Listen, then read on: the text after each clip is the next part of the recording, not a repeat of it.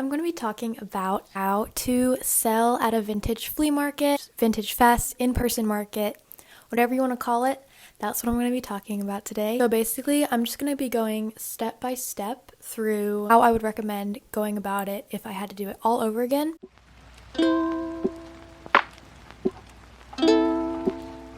Hi guys, how's it going? My name's Abby and welcome back to my channel. For phase one, we're going to talk about establishing your brand.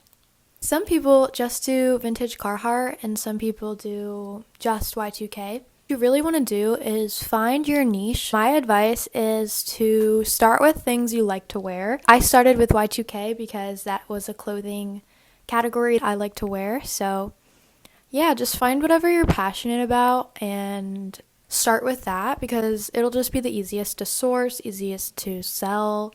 It's hard to sell things you don't actually like. As you explore and your clothing broadens and your ideas of what you like and don't like broaden, you can step into new categories. I started being more interested in true vintage and antique dresses. But yeah, just find what you like, honestly. And once you have that foundation, then you can build upon it and add more styles and really personalize your brand identity.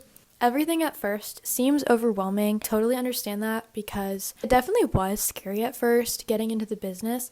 But you just have to remember that everybody starts somewhere. Everybody had a first market at some point. Everyone's learning and growing, and you're going to regret it if you don't take the leap. So might as well just start where you are and you'll learn as you go. Also, I will say, try not to get discouraged by those gatekeeping the business because there is plenty to go around, honestly. Like in our society, the amount of overconsumption of clothes is actually ridiculous. I personally find that when I go to the bins for a day, all of the clothing that doesn't get picked gets thrown to the landfill, shipped to other countries to get in their landfills. It's so wasteful. And when you really see how much it is, like if you're going to the bins every single day and you're seeing bins upon bins upon bins, like it just gets thrown away.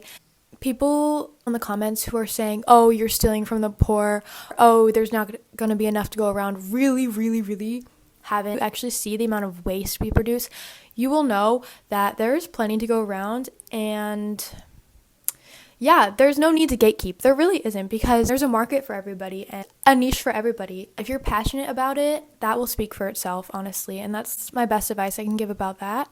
I think regarding reselling as a business, if there's a market for it, there will be a way to make money. People want a curated selection of goods that are rare to find. And honestly, they're paying for your time as a reseller.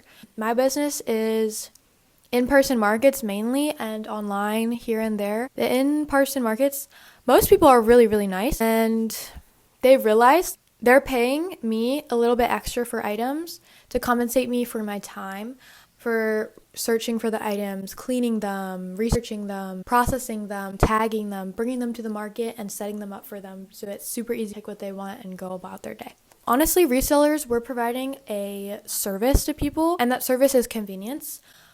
And that's just my take on it, but everyone has their own, I guess, opinions on it. I won't get into the whole gentrification of thrifting because that could be a totally different video, but I do think that's a terrible problem and a definite issue. It can be solved just by where you're sourcing your goods from.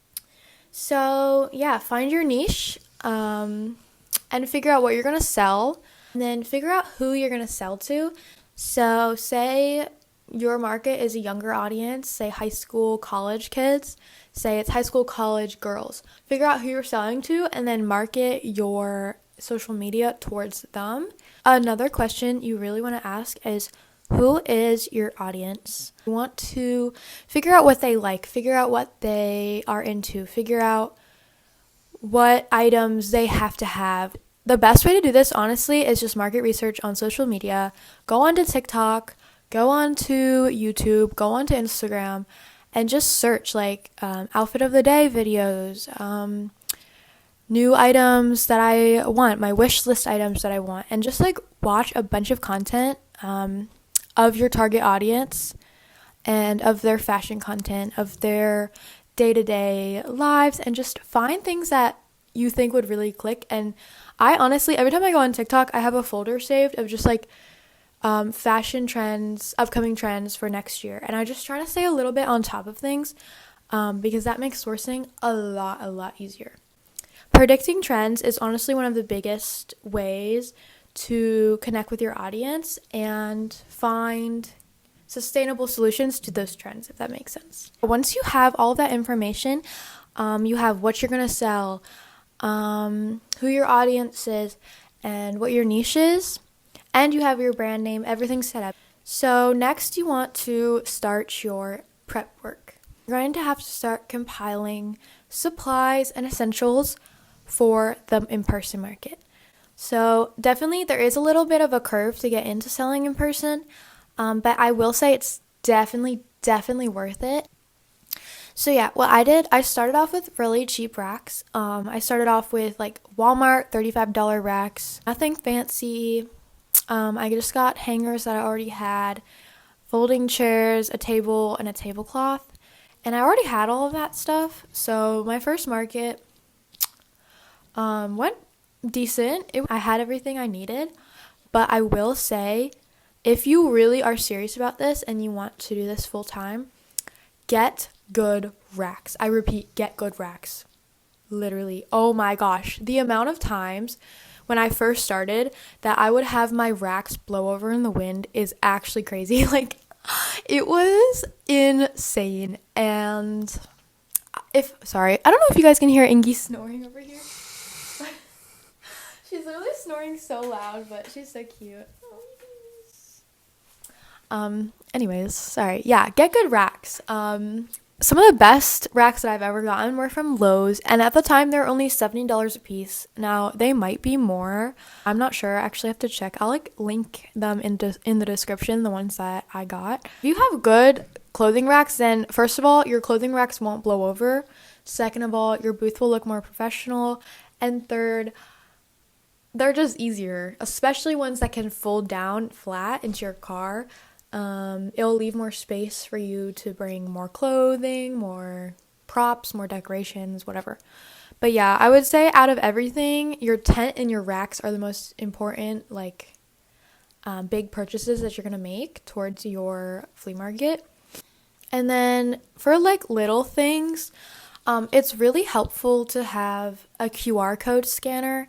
So the way I do this is I just go onto all my apps, so Venmo, Cash App, Zelle, whatever apps you have that you want to use as a form of payment. Go in the apps and download the QR code for your account, and then go into Adobe Premiere or whatever collage app you want and put all of your QR codes on one page and then print that out and put it in a frame. And then if you bring that to every event, it makes payments so much easier. It'll get you more sales when people don't have cash. So that is my biggest recommendation for your first time selling in person. Always make a sign when you go back for new events. Customers can recognize you and they might go back to you if they had stuff that they liked in your section. You can make stickers to advertise your brand, and that's really good. You can always put those on the table. And then you can also get decorations. Sometimes I like to bring little vines to put around my tent. I always bring a little bin with a little sign that says $5 bin, and I put stuff that hasn't been selling for a while in there just to get rid of it and have something people can kind of dig through if they want to just look for fun. I would advise you guys definitely bring a mirror, because having a mirror definitely helps people when they try things on, especially if they try outerwear on to see how it fits.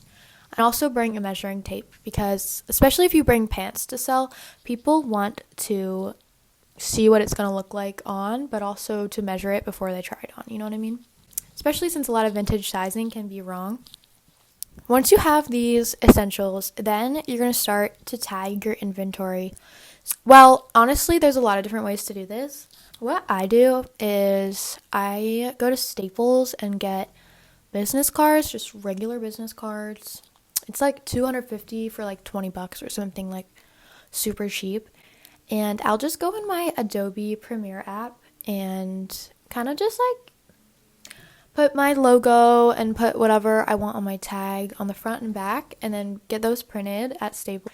And then I go to Store Supply Warehouse, and they have really cheap supplies. So you can get a tagger for like 12 bucks there, which is like so much cheaper than if you go to Staples and get it. So I get a tagger and little tags, and I just basically tag a business card to every single piece of clothing. Okay, like it's kind of like an insurance policy. Like you'll know what stuff is yours in your booth, and that way, if you tag all your items and put prices on them, it will make your life a lot easier, and you won't have to answer as many questions when you're manning your booth, which will definitely like streamline the process and make it a lot less like stressful for you. So that's a definite recommendation I would make.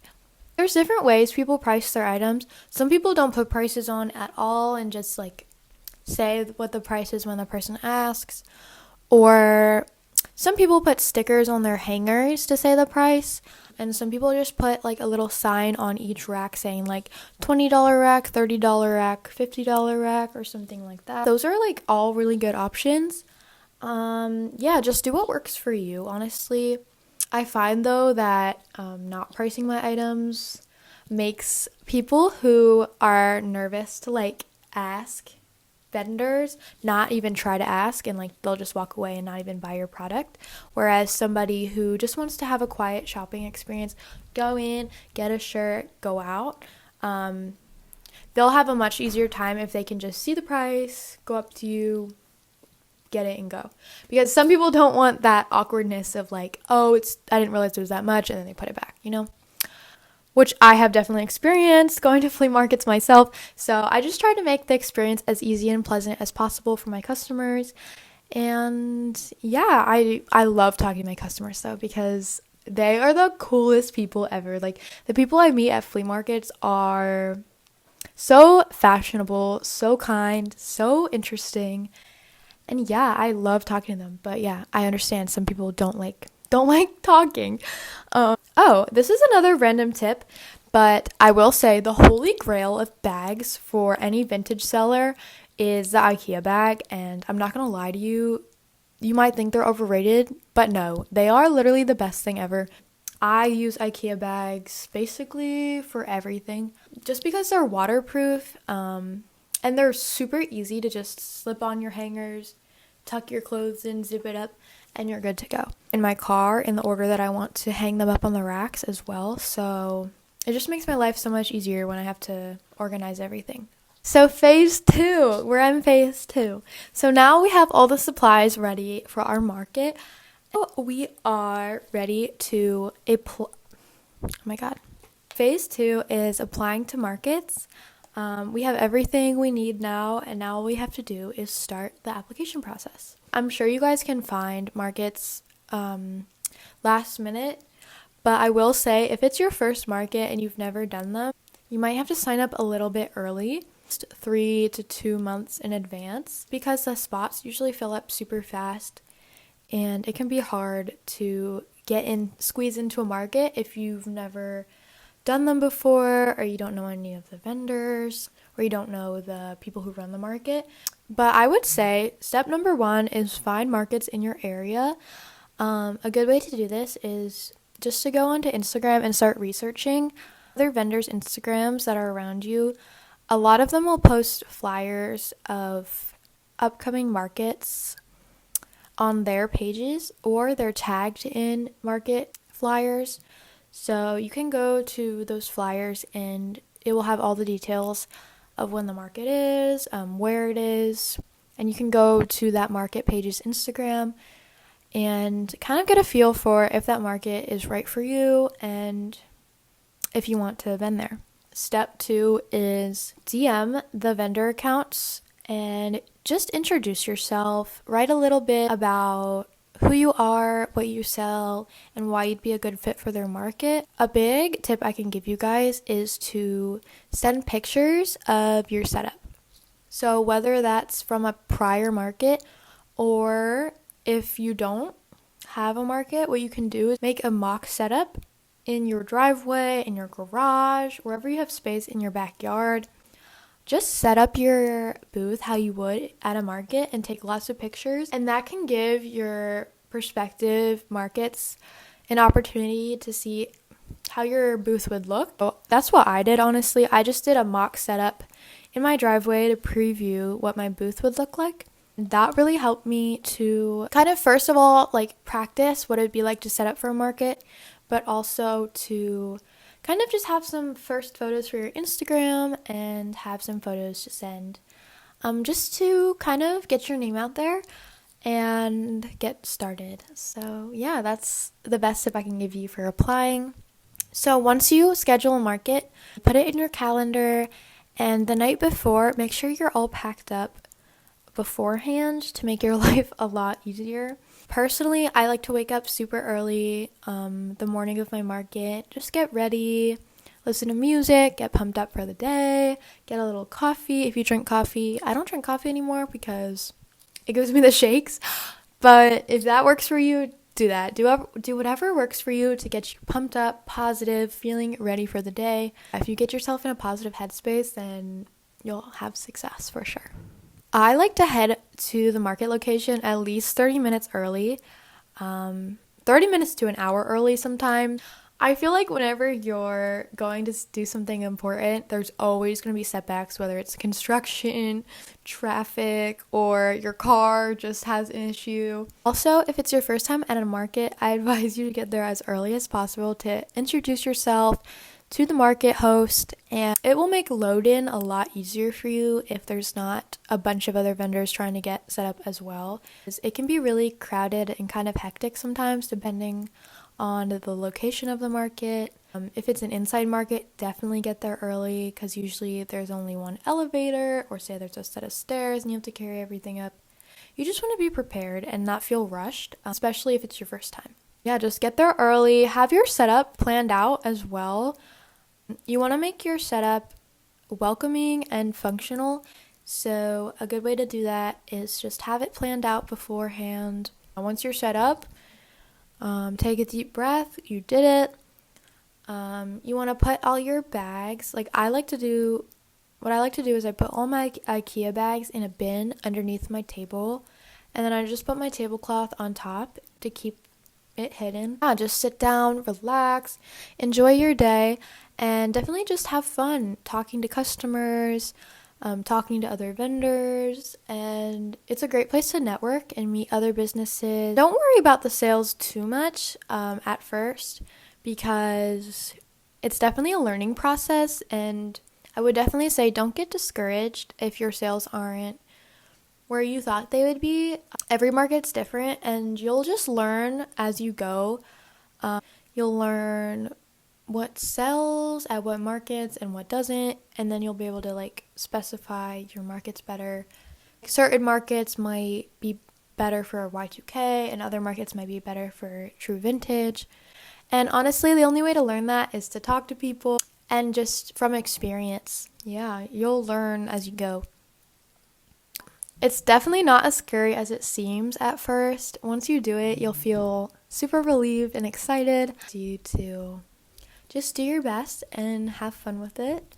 Other tips I can give you guys, well, the main one is that the other vendors will be your best friends.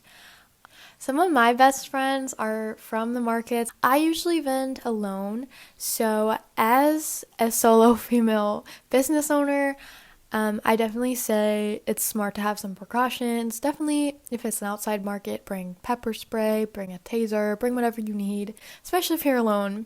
I've definitely had some interesting encounters with people, especially men, older men. As long as you have protection, you'll be good.